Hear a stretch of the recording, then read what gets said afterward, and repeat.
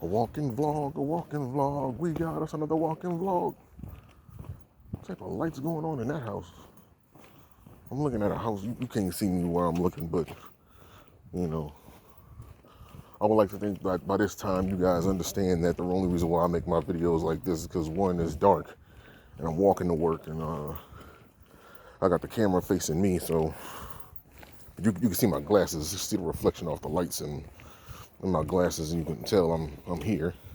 I'm gonna pass up a street light. You guys are gonna really know it's me in a little bit. Give it a couple seconds.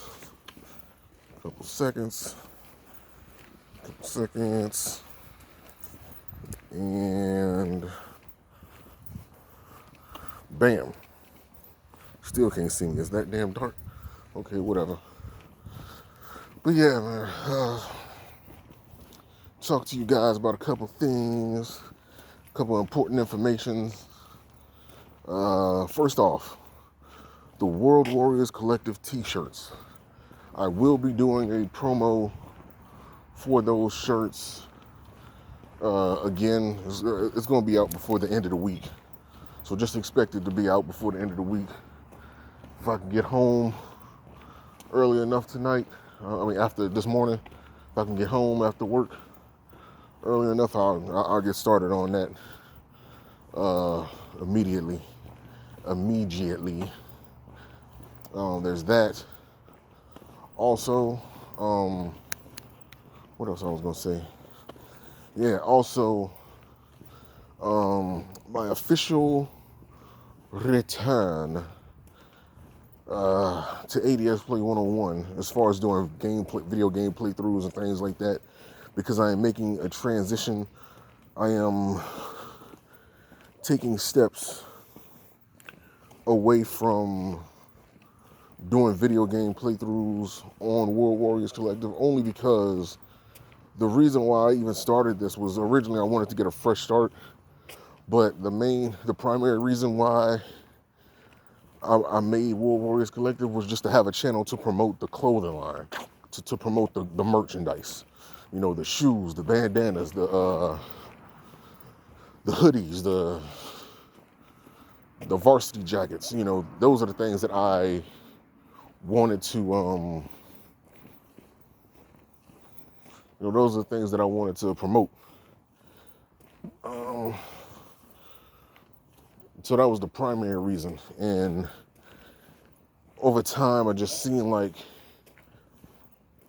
you know, on the original ADS Play 101 channel, I was still getting people and viewers and subscribers, and I still get subs to this day. Literally, like my subs went up 10, and I haven't been active on this. I haven't played a video game on this for forever, but the content I left on this channel was so potent that it still has an effect on me today.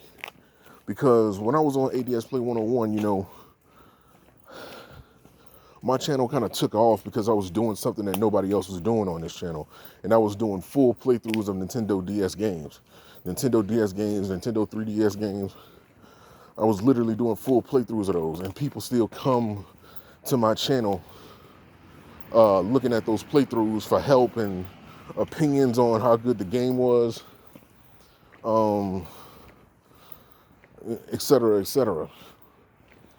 Also, I still get people coming to my channel for my Yu-Gi-Oh content. I haven't done Yu-Gi-Oh content in so long, and the reason why I stopped doing that was because I'm a guy that likes to practice what I preach.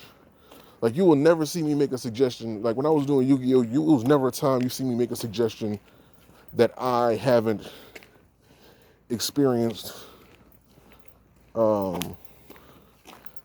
myself. Like, if I did a card review, right? And, you know, I used to do, for those who are familiar with the way I used to do things, I was like the only person on YouTube, like no bullshit. I was literally the only one on YouTube doing Yu-Gi-Oh content to the extent that I was doing it. Like, I would do card reviews, individual card reviews, archetype reviews. I would do early looks, to where we get just like a quick look at all the new cars that will be coming out. Like, I was on my shit back then. But I can't remember what.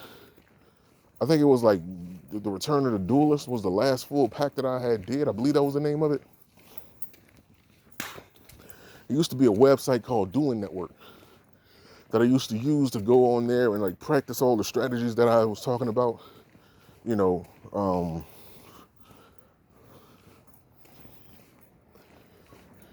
and that way when I, finally have some expertise in that, I talk about what the possibilities are in the card reviews, and then I would go into the actual game on Dueling Network and try to put all those possibilities into action, and then record those experiences for you guys to see, okay, this does work or this doesn't really work as good as I thought it was going to work. You know what I mean? So that's kind of how I operate it, and just to show you how old,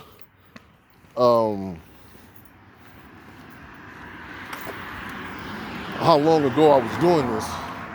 I think with me doing the Yu-Gi-Oh content the way that I was doing it, it was only like a handful of other channels, other Yu-Gi-Oh channels, that was doing things at the level that was competing with me as far as just Yu-Gi-Oh content, period. Maybe not card reviews, but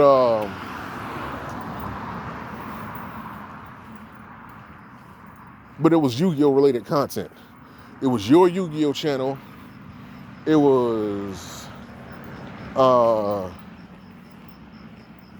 The Silent Enigma, which I think he goes by DP Yu-Gi-Oh now. It was I want to get his name right. What was it?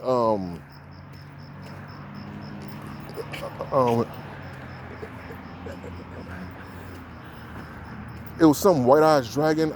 I want to say maybe Asian Eyes White Dragon. I think that was his name. I haven't heard nothing from him in forever, but I think Asian Eyes White Dragon was one of the Yu-Gi-Oh, or the Yugi tubers as what we was called back then. Who else? I think them the only channels that was actually doing Yu-Gi-Oh content at the level that I was doing. I mean, I still see other guys like TGS Anime or TGS Yu-Gi-Oh. I can't remember what the dude's name was. He wasn't around back then, or at least he wasn't known back then. You know what I mean? This is like early 2000s. Because I started doing let me see. My first experience with Yu-Gi-Oh games was like the first year that it actually came to the United States, and that was back in 2002. When that happened, I didn't start playing Yu-Gi-Oh on Dueling Network until like, 2011? I think that's when I played, but between that time, I had very little experience with the card game itself. So I was just playing like the video games and things like that. That's how I got my start on Yu-Gi-Oh. But not to get too sidetracked, because I don't want to touch on this forever, but yeah, like when I did Yu-Gi-Oh content, not only would I do like early looks at the cards, do card, like I did like anime only archetype card reviews. Like I did so much Yu-Gi-Oh, like you can go to my channel, you can see the playlist. You can go to my channel and you can see the playlist. But when Dueling Network shut down, before it came back as Dueling Book, I didn't have a place to practice all of this stuff. So I couldn't really put any of those things that I was talking about into practice so that I can bring it back to the people that I was trying to advertise the strategies for. So it was like a big, like it kind of messed me up a little bit. Like I didn't have a place to practice any of the strategies I talked about, or put any of the theories I didn't have a place to put any of the theories for the cards that I was doing reviews on. I didn't have any theories for it. Like, I didn't have any theories. I didn't have a place to test those theories and those possibilities and those strategies out that I thought about with those cards. So that kind of made me disappear. Like, I tried Duel Link or whatever the hell that thing was. It wasn't good. I wasn't feeling it. Tried to go back to playing Yu-Gi-Oh video games, and that shit didn't have the same feel as actually going up against real people. So it kind of just died out. Like, Yu-Gi-Oh just kind of went to the wayside. I can't remember what the last card I reviewed, but this was before Link Summons was in the game. This is before Link Summons got into. This is way before Link Summons got into the game.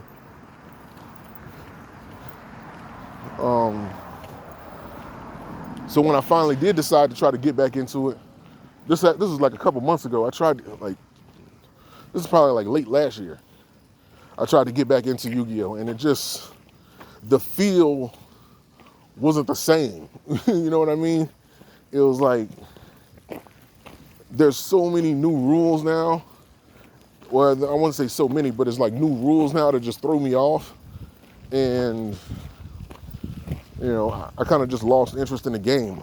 I'm not saying I would never go back to it, because obviously I would just have to learn about the dual links and the link monsters and the rules for them. What cards are obsolete now, or rather pretty much aren't as efficient in today's meta. And I don't trust other people, because one thing I took from that Yu-Gi-Oh community is that it was very toxic. And if you go to my discussion 101 videos, which is basically like my vlog style Yu-Gi-Oh videos, where I would talk about things that was happening within the Yu-Gi-Oh community, how toxic people were and how they weren't really helping anybody else, and how when the new guys come in, instead of actually teaching them how to play the game properly, what they would do was they would just hand them like some online net deck and tell them, here, play that.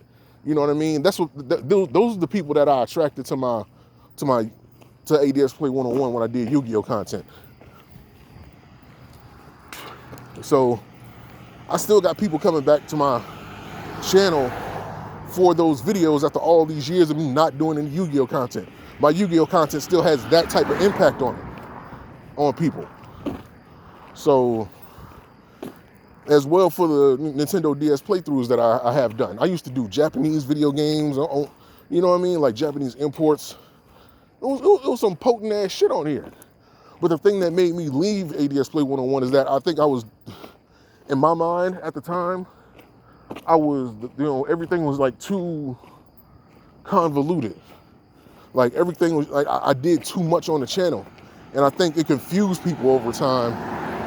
Or rather, I thought that it confused people, because they were still coming to my channel for content that I no longer was doing. It was people that wanted me to play Bravely Default. I think the last Nintendo DS game I played was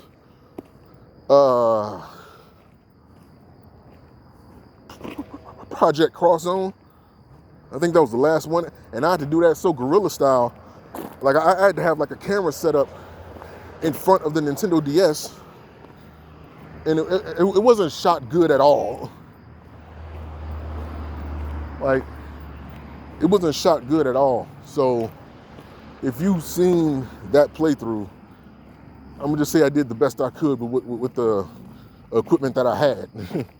I didn't have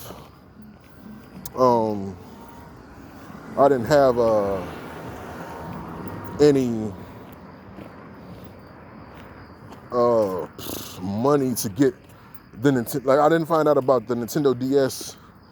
It was like a company or some guy who owned a website that was able to rig the Nintendo DS to have like live streaming capabilities. So I couldn't really live stream the Nintendo DS like the way I wanted to. So that was kind of out. But yeah, man, but the content that I left on this channel was very potent. And I think you see it in these vlog style videos that, you know, the vlog style videos like this that I do, even though you may not be able to directly see me, I think you're still able to make out that, okay, this guy is an intelligent individual that is very informative on what he talks about, and doesn't, at the same time, he doesn't try to like belittle anybody, but he's just speaking facts. So that's basically it. So yeah, so with that being said, July 17th or July 18th, because I know PlayStation is always one day behind when it comes to updating their fucking PlayStation Store. July 17th, Ghost of Tsushima is going to be my first official playthrough on Yu-Gi-Oh! 101, on ADS Play 101. I'm not making any promises, but I'm going to try to upload maybe some League of Legends matches. Come to find out that, you know, somebody hacked into my original League of Legends account, and turns out it was some dude from Argentina. Because one thing I noticed was that I had stopped playing League of Legends, I would say back in 2017, 2018, because I looked at the match history of my account, and it was a bunch of champions that I never used. I seen like Lucian, I seen Olaf. Those weren't the champions that I was using. I mean like Maokai and Aurelia, like before she got that rework, and Rengar and Rakan, I believe that was his name, like the dude with the feather, the bird dude with the feathers and shit. Him. It was like a bunch of champions, and not only that, I had skins on that account too that I couldn't, you know, I had skins on that account as well that I can't duplicate. Like, they're not available anymore. You know what I mean? So, with that being said, I would have to do all this back from scratch. So I need to like, I'm trying to talk to Riot Games. Supposedly they had like a live chat feature that I wasn't able to access. I'm trying to talk to Riot Games to get my account back. So that's like up in the air, because the account is banned for use of some third-party program or whatever the guy used to hack my account. Like I said, when I made that account, I made it back on March 17, 2015. I checked the emails, and I made it for North America, because that's where I live. I live in North America, but the country had got switched to Argentina. So somebody from Argentina had tried to hack my account sometime in 2019 when I wasn't active in the game, or maybe in 2018 when I wasn't active in the game, because like the last matches that I seen was from, you know,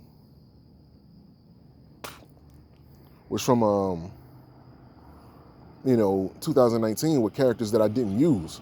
So that hurt my feelings. But yeah, because like I said, like I spent a lot of time and effort on that account, and I don't want to lose that. So hopefully they can understand that. But you know, this Riot Games we're talking about, they don't necessarily have a history, to my knowledge, of being understanding. Hopefully I'm wrong on that, and I can get that account back and you know, enjoy my account. Like I had Syndra's Snowskin, had some good skins for Maokai, which was my main. Aurelia, I had a load of skin. Like I had so much on that account that I just don't want to, like, you know what I'm saying, lose, because I like those things are vaulted. A lot of those skins are vaulted. You can't get them anymore. Yorick, before his rework, he was a main of mine. But yeah, that's pretty much it though. So I'm gonna let that be, man. Thank you guys for watching. Remember, be humble in victory, be gracious in defeat, but show no mercy in battle. Always stand in truth. That way you never have to stand in lies. There's no such thing as your truth, because it implies that the truth is always on your side, and that is a falsehood. But yeah, man. So thank you guys for watching. Peace. And I'll see you guys later. Ghost of Tsushima.